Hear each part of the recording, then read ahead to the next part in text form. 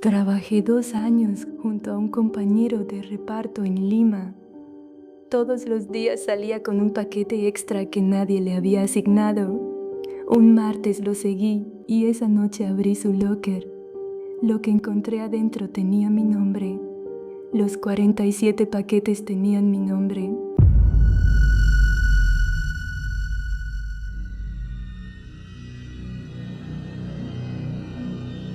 Me llamo Camila. Trabajé 2 años como repartidora en una empresa de mensajería en Lima. Era un trabajo simple. Recibías tus paquetes asignados en el sistema, los entregabas, escaneabas la confirmación y volvías al depósito.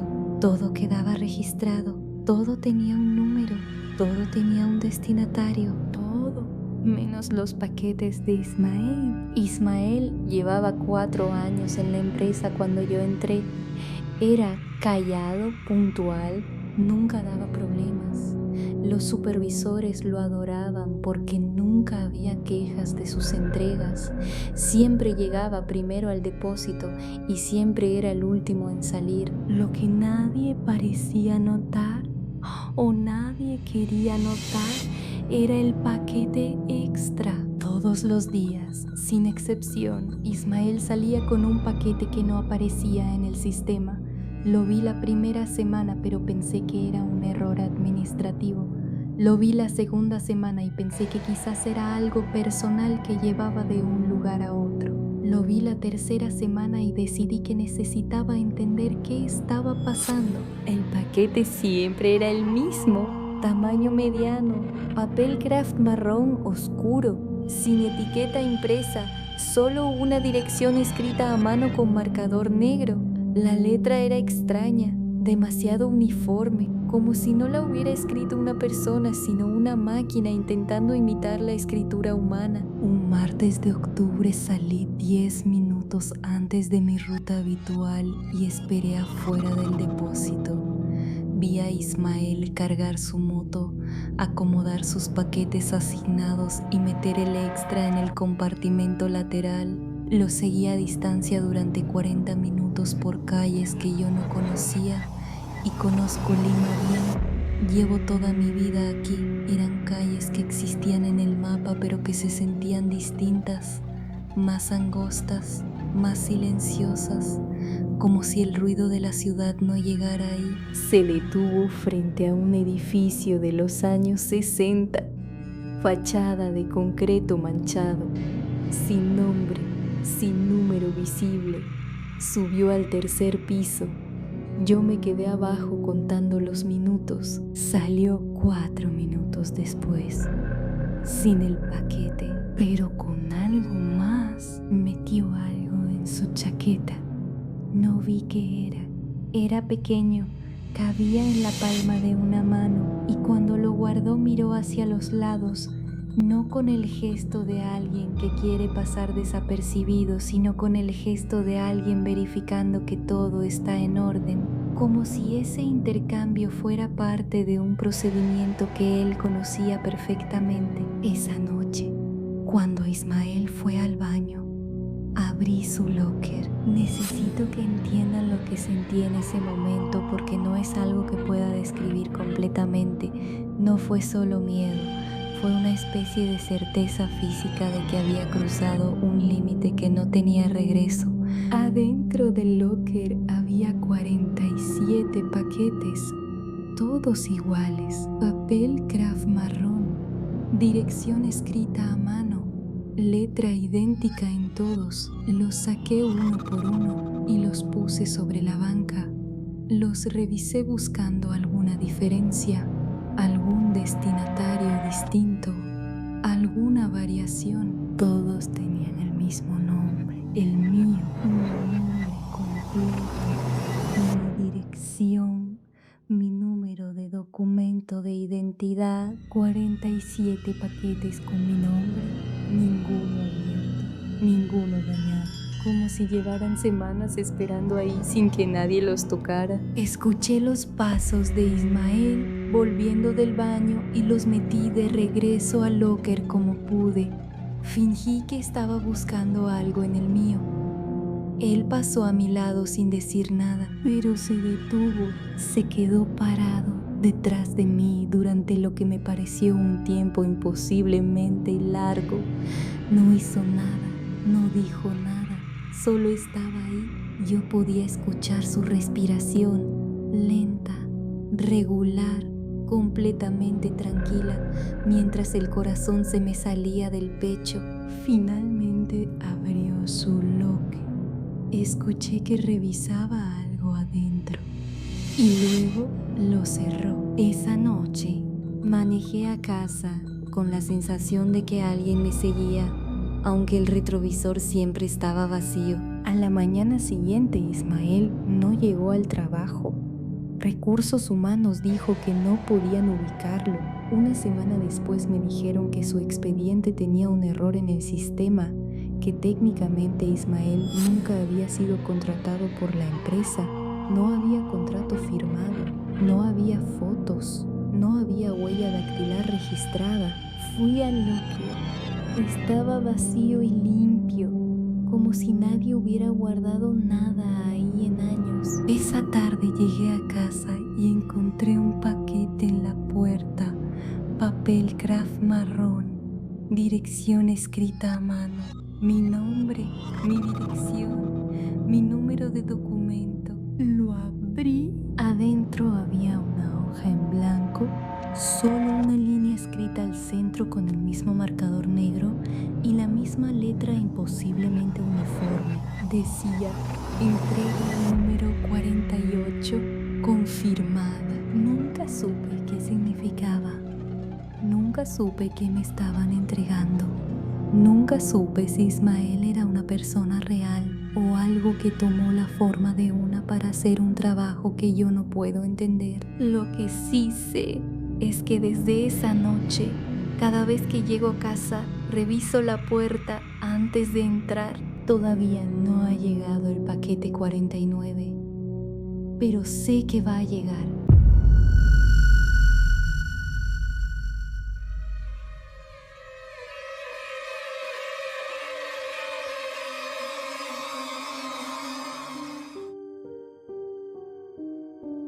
Fui supervisora de una fábrica en Puebla durante 6 años.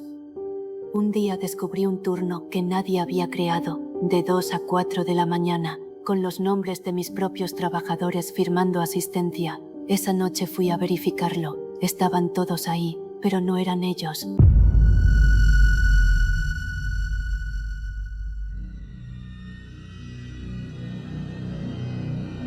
Soy Sofía. Fui supervisora de producción durante 6 años en una fábrica textil en las afueras de Puebla.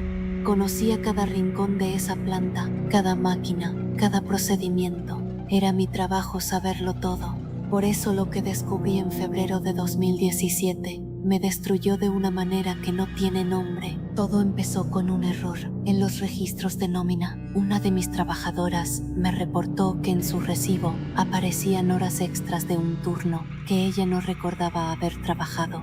Turno C2, de 2 a 4 de la mañana, 4 días a la semana, durante los últimos 3 meses. El problema era que el turno C2 no existía. Nunca había existido en esa planta. Nuestros turnos eran diurno, vespertino y nocturno, que terminaba a la 1 de la mañana. Nada más. Fui con el jefe de recursos humanos. Revisamos el sistema. El turno C2 estaba registrado desde hacía 8 meses. Tenía código de turno, tenía asignación de área, tenía lista de asistencia y en esa lista aparecían nombres de mis trabajadores, gente que yo conocía. 16 personas firmando entrada y salida todas las semanas entre las 2 y las 4 de la mañana. Llamé a 3 de ellos esa misma tarde. Ninguno recordaba haber trabajado esas horas. Uno me dijo que él nunca llegaba antes de las 7 de la mañana. Otro me dijo que a esa hora siempre estaba dormido. La tercera, una mujer que llevaba 12 años en la empresa y en quien yo confiaba completamente, me dijo algo que me heló la sangre. Me dijo que ella sí recordaba algo, que a veces se despertaba en la madrugada con las manos adoloridas, como si hubiera estado trabajando. Fui al área de sistemas y pedí acceso a las cámaras de seguridad de las 2 a las 4 a.m. de los últimos 3 meses. Me dijeron que esas horas no tenían grabación, que el sistema de cámaras se reiniciaba automáticamente a la 1:30 a.m. y volvía a grabar a las 4:15. Siempre había sido así. Decidí ir yo misma esa noche. A la 1:50 a.m. entré a la planta con mi credencial de supervisora. Los guardias me dejaron pasar sin preguntar nada. Estaban acostumbrados a verme a cualquier hora. El turno nocturno había terminado. La planta debería haber estado vacía. No lo estaba. El piso de producción estaba completamente iluminado. Las máquinas estaban encendidas y mis trabajadores estaban ahí, 16 personas en sus puestos, trabajando, moviéndose entre las máquinas con la cadencia exacta de un turno normal. Me quedé paralizada en la entrada durante varios segundos sin poder procesar lo que veía. Luego di un paso adentro y grité el nombre de una de mis trabajadoras, Remedios, que llevaba 11 años en la empresa y era como mi mano derecha. Remedios se detuvo. Todas las demás personas se detuvieron al mismo tiempo, como si fueran un solo organismo, como si el movimiento de una controlara el movimiento de todas. Remedios se volteó a verme. Y ahí fue cuando entendí que algo estaba profundamente mal. Su cara era la de Remedios. Sus manos eran las de Remedios. Su ropa era la que ella usaba normalmente. Pero la manera en que me miró no era la de Remedios. No era la mirada de ninguna persona que yo hubiera visto en mi vida. Era una mirada completamente vacía. No de alguien que no siente nada, sino de algo que nunca ha sentido nada y está observando cómo se hace. Dio un paso hacia mí. Las otras 15 personas dieron un paso hacia mí al mismo tiempo. Salí corriendo. Escuché las máquinas reiniciarse detrás de mí.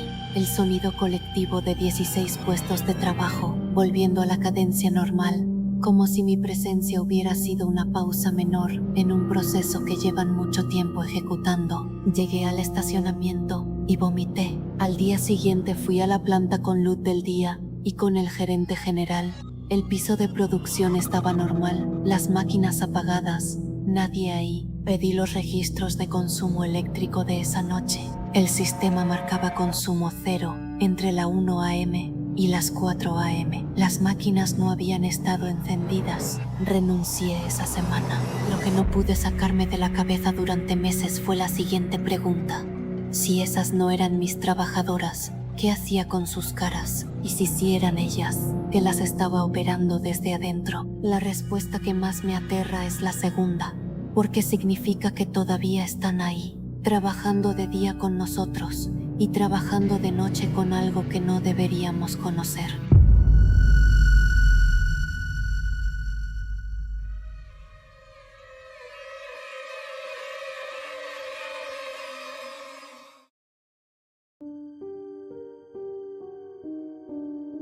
Trabajé 8 meses junto a Rafael en una empacadora de carnes en Medellín. Nunca comía con nosotros. Todos los descansos desaparecía exactamente 20 minutos.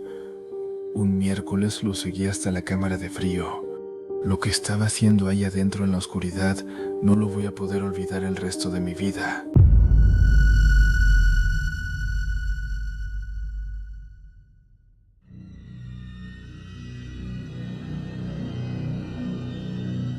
Me llamo Esteban. En 2016 trabajé 8 meses en una empacadora de carnes en las afueras de Medellín. Turno de madrugada, de medianoche a 8 de la mañana. Era un trabajo que la mayoría no quería, pero que pagaba bien. El frío era constante, el olor era fuerte y el trabajo era repetitivo. Uno aprendía a desconectarse, a hacer el trabajo sin pensar demasiado. Rafael me enseñó eso. Me enseñó a desconectarme. Llegó 2 semanas después que yo. Grande, de pocas palabras, manos enormes que manejaban los equipos de corte con una precisión que yo tardé meses en desarrollar y él tenía desde el primer día. Los supervisores lo pusieron a mi lado porque yo era el trabajador más nuevo y él necesitaba un compañero de línea. Trabajamos juntos durante 6 meses antes de que yo empezara a notar las cosas. La primera fue durante el descanso de las 3 de la mañana. 20 minutos en el comedor. Todos comían algo, un emparedado, un termo de café, lo que fuera. Rafael nunca comía ahí, nunca. Los primeros días pensé que no tenía hambre o que prefería no comer de madrugada. Después empecé a notar que desaparecía exactamente cuando comenzaba el descanso y volvía exactamente cuando terminaba.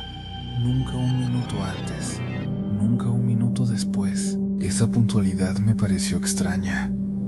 Rafael no era el tipo de persona que miraba el reloj. Era el tipo de persona que parecía no necesitar el reloj porque su cuerpo ya sabía. Un miércoles de agosto decidí seguirlo. Salió del comedor y fue directo al fondo de la planta, al área de recepción de material, donde llegaban los cargamentos sin procesar y se almacenaban en las cámaras de frío antes de entrar a la línea. Era una zona restringida durante el turno de producción. Nadie debería estar ahí a las 3 de la mañana. Me quedé en la puerta. Adentro estaba oscuro. Las luces de emergencia daban apenas suficiente visibilidad para ver siluetas. Vi a Rafael moverse hacia el fondo de la cámara. Se arrodilló frente a uno de los contenedores y empezó a comer. No voy a describir el sonido con detalle porque hay cosas que el cerebro intenta borrar y uno debería dejar que lo haga. Lo que sí voy a decir es que no era el sonido de alguien comiendo con las manos.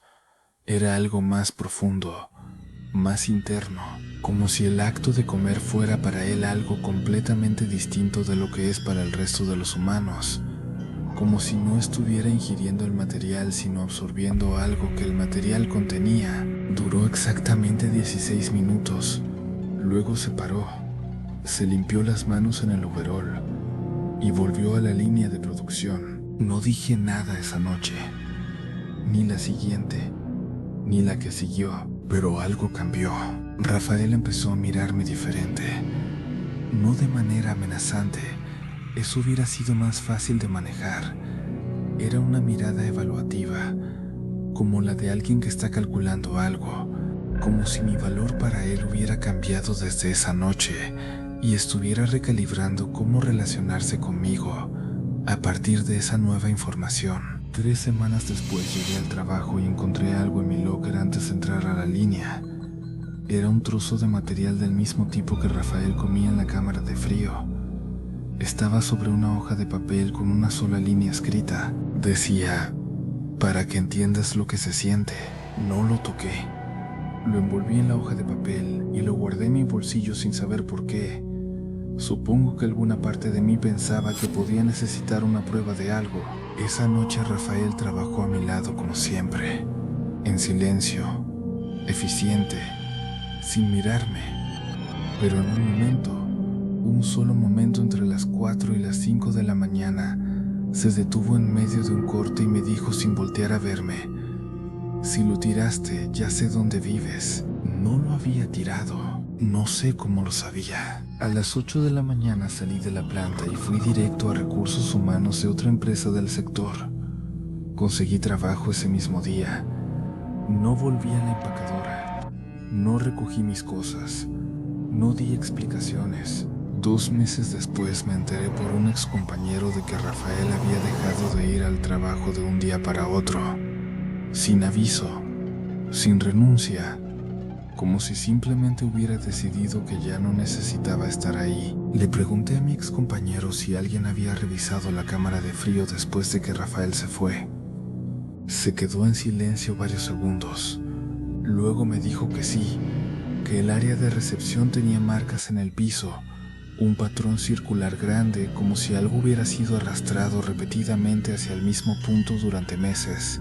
Y en el centro del patrón había una mancha oscura que el equipo de limpieza intentó quitar 3 veces sin resultado. Me dijo que la mancha tenía la forma aproximada de un cuerpo humano. Nunca supe qué comía Rafael. Nunca supe qué absorbía de ese material en la oscuridad de esa cámara de frío a las 3 de la mañana. Lo que sí sé es que el trozo que me dejó en el locker lo guardé en una bolsa sellada por semanas sin poder tirarlo ni entender por qué. Una mañana me levanté y la bolsa estaba vacía. Yo vivo solo.